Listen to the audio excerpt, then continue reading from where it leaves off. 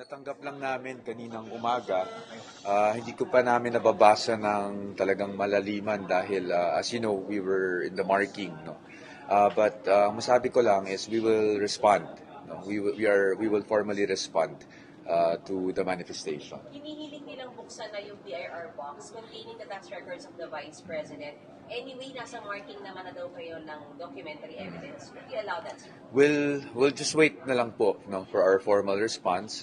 But I read the manifestation briefly. I think there are 3 or 4 points, no, that they manifested and are asking for, and we're very reasonable naman sa defense. But siguro I won't give any details right now. Let's wait na lang po for the formal response.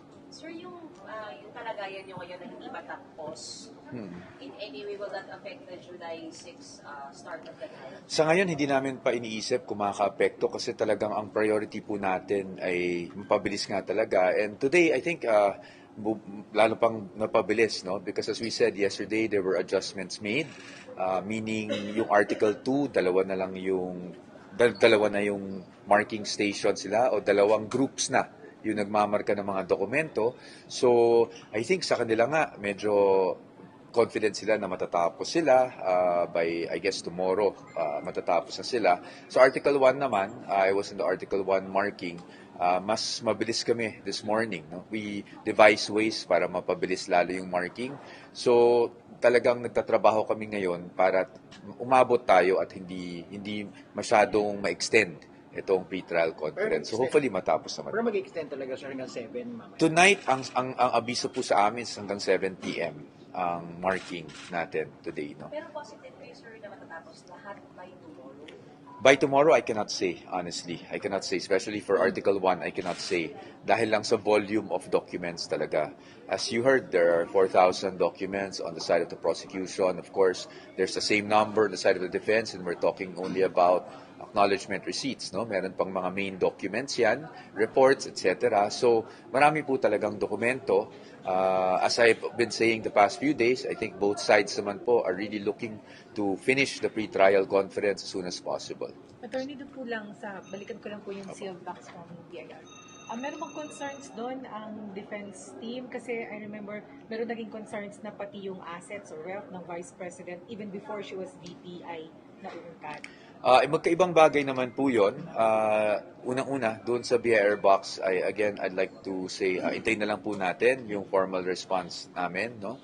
Pagdating naman doon sa assets na sinasabi nyo, iba po yung pinanggagalingan namin doon. Ang pinanggagalingan po namin doon ay unang-una na sabi na po ng Supreme Court sa kanilang decision sa Duterte versus HOR na ang impeachable offense, ang nasasaklaw lang po ng impeachable offense ay alleged offenses committed while the public officer is occupying an impeachable office, no, which is the Vice President noong 2022 to present. So, ang main contention naman po namin doon, anything outside, anything before her term as Vice President does not constitute as an impeachable offense and therefore should be excluded from the proceedings. So, hindi po pareho yung BIR box in that issue. Pero sir, di ba yung box na yun, kung submitted siya sa impeachment court, it's a matter of kung kailan lang siya bubuksan, kung ngayon during pre-trial or during the trial na? Well, that depends. As you know, dun sa House po, no, the BIR itself had a position on that.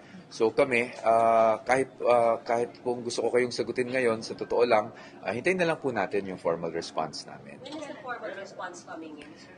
As soon as we're able, I'm pretty sure it's being drafted, and we'll all have to review the draft. But definitely as soon as possible. I can't give you a definite timeline, but we will respond in time. Manifestation to open the BIR box? I don't want to preempt anything because that may or may not be our response. So let's just wait for our formal response. Pero sir, magiging reason kaya yun para ma-extension, maging issue pa dun sa pre-trial? Hindi naman siguro.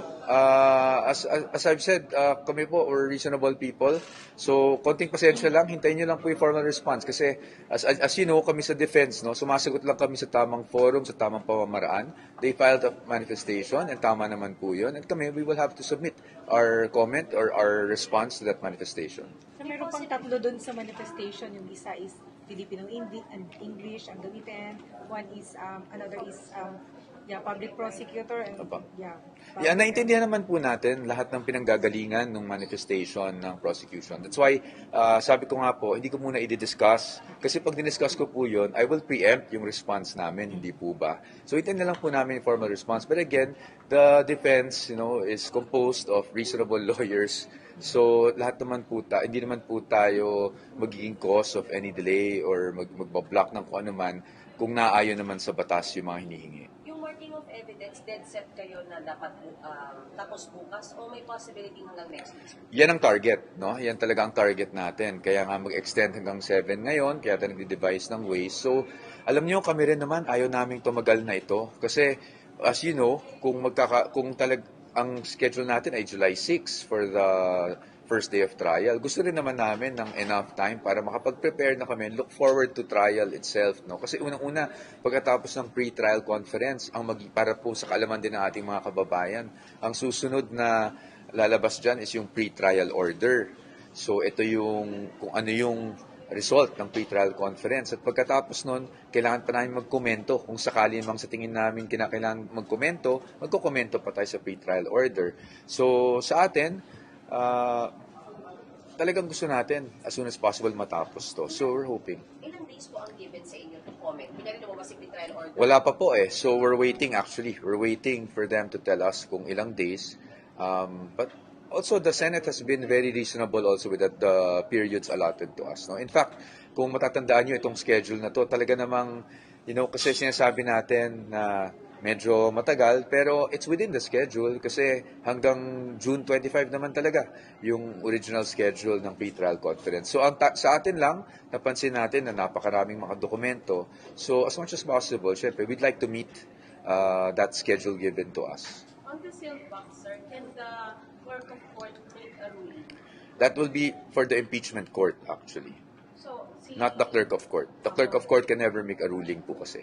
So it's the impeachment court. I suppose because the manifestation, anything we file is addressed to the impeachment court po. So, meaning, Just to po, I don't want to, ma'am, I'm not, kasi the impeachment court, probably best to ask the impeachment court or the senator judges about that. Pero sa atin lang, yun lang masabi ko sa ngayon. We will file our response to that. We are reasonable people. And we'll see how the impeachment court will decide on said manifestation. Thank you very much. Thank you po. Thank you.